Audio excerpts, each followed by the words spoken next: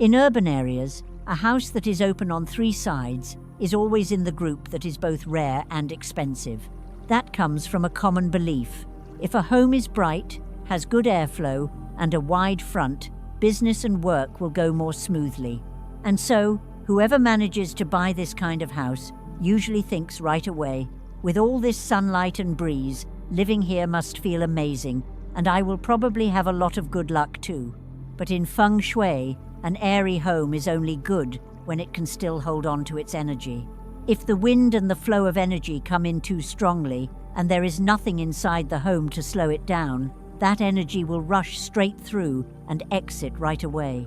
When the energy does not stay, wealth and good fortune are also hard to keep. It often shows up and then disappears, making it difficult to build and hold on to long-term stability. Today, I will clearly explain the mechanism of why a 3-sided open house can easily lose its energy if you open things the wrong way, and how to arrange the space so the house stays bright and cool, but the wealth energy can still gather and remain for a long time. If you already own a house like this, or you are planning to buy one, and you are feeling unsure about anything, leave a comment. I will pick the most common situations and break them down in the next video. And now, let us get into the main part. What does a 3-sided open house actually mean? First, you need to clearly understand what a 3-sided open house really is. When you get this concept right, you will immediately see why some open houses feel amazing to live in, and why other open houses, after living there for a while, can feel like it is hard to maintain stability. Simply put, a 3-sided open house is a home with 3 sides that connect to open space, so sunlight and wind can enter from multiple directions. In real life, 3-sided open houses usually fall into 3 common types. The first type is a 3-frontage corner house. The house sits on a corner lot with 3 sides facing outward, so it feels obviously open. The view is wide, and natural light is usually abundant. The second type is a house with 2 frontages plus 1 side facing an alley or an open gap. One side faces a main road, one side faces a smaller street or side lane, and another side borders an alley, a yard, or an empty space, so air circulates well and the house catches breezes more easily. The third type is a house with 1 frontage, but setbacks on both sides. It might be a corridor, a side yard, a service walkway, or simply extra space between the house and the neighbor, which allows both sides to breathe. That creates 3 open directions, even if the house is not on a corner. What all 3 share is this. Instead of depending completely on just 1 frontage and a skylight, the house has extra paths for sunlight and wind to enter. Why is a 3-sided open house likely to lose energy? A good house needs to do 2 things: bring energy in and keep it there. A 3-sided open house usually has more open sides, so the airflow coming in is stronger and easier to scatter. Energy can enter from multiple directions, but because there is no buffer zone to slow it down, it often forms a pattern of coming in fast. And when the home also has too many exit routes, like a side door, a secondary door, or large window panels, the energy can leave fast, literally.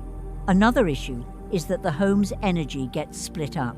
Instead of moving along one clear path and gathering in the main living area, it spreads out in many directions at the same time. When there is no central area for it to collect, the house struggles to feel stable, and in Feng Shui, this is called scattered energy, meaning the energy does not concentrate and does not stay for long. Is openness actually a good thing, and what is it good for? So now you understand why a 3-sided open house can easily lose energy. But to be fair, a 3-sided open house also has some very clear advantages, and those advantages are exactly why so many people want one. The first advantage is natural light. The house gets sunlight and brightness from multiple sides, so it feels less dark and less heavy, and daily life inside the home tends to feel smoother.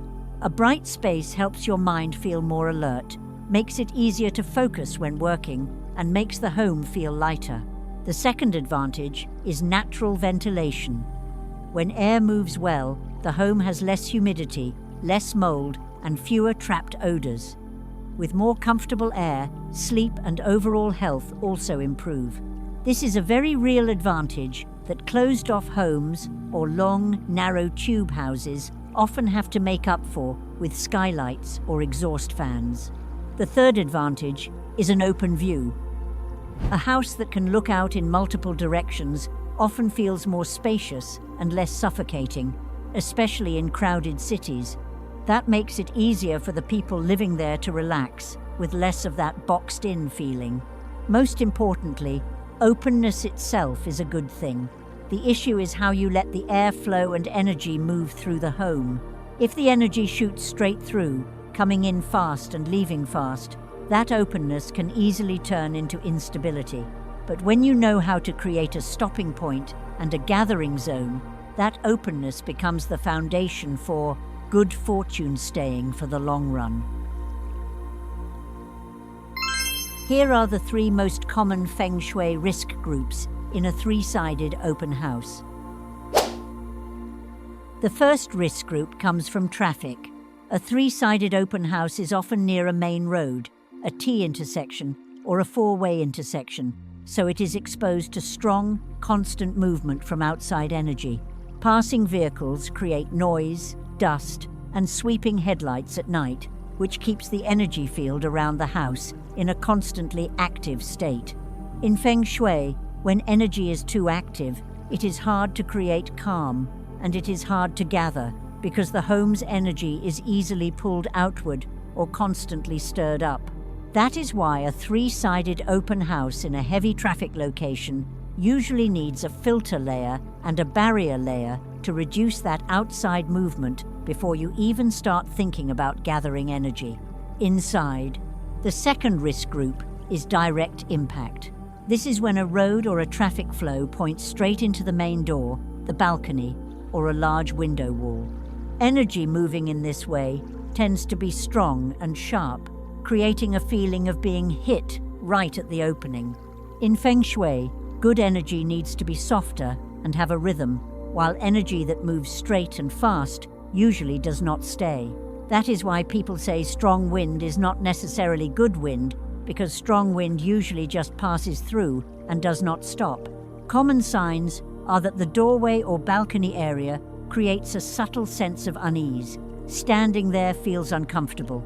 The house is bright, but you still often feel tired, and sometimes daily life inside the home lacks a warm, cozy feeling. The third risk group is opening too many doors and having no clear gathering axis.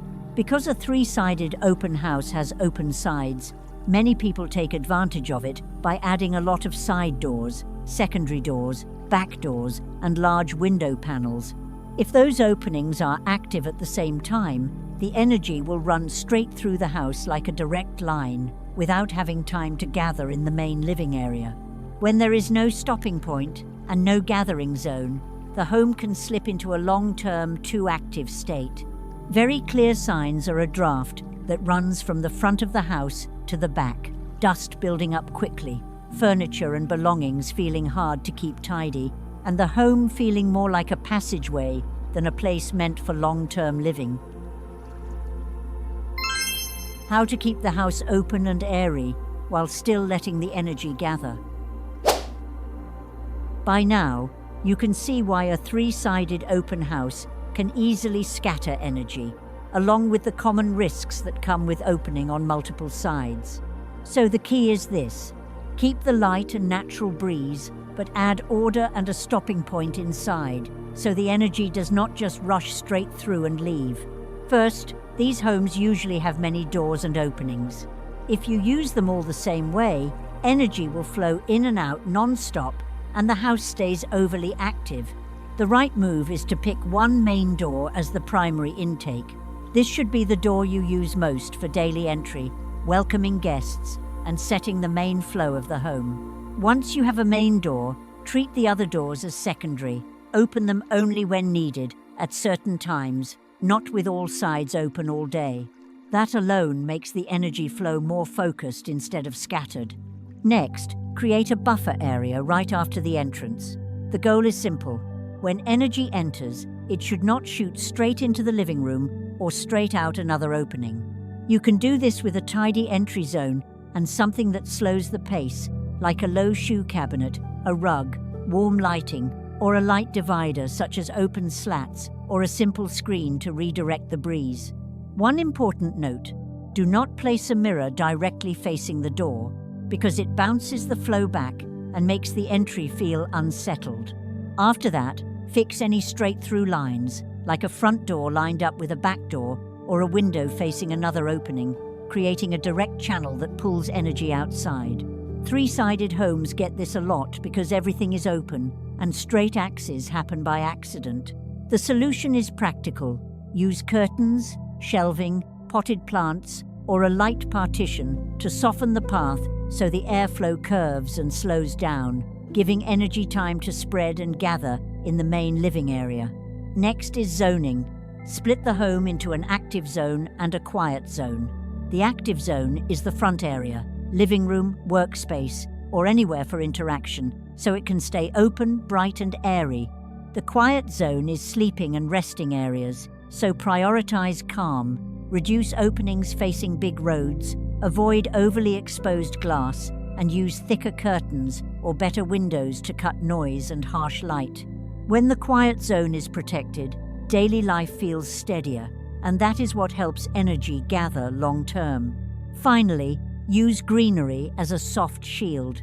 In a three-sided open house, plants work best when placed to soften wind, filter dust, reduce harsh sun, and block outside disturbance. Choose medium-sized, dense leaf plants for hot sun directions or areas near the road, positioned to block direct impact while still keeping the bedroom bright enough and comfortable. A three-sided open house is a big advantage, but whether good fortune stays for life depends on how stable and livable the inside feels. You only need a few core adjustments: a clean entry, a buffer zone, and a quiet bedroom. Do that, and the feeling of the home changes right away. If you also own a three-sided open house, leave a comment. Which directions is your home open toward, and where do you plan to use as the main door?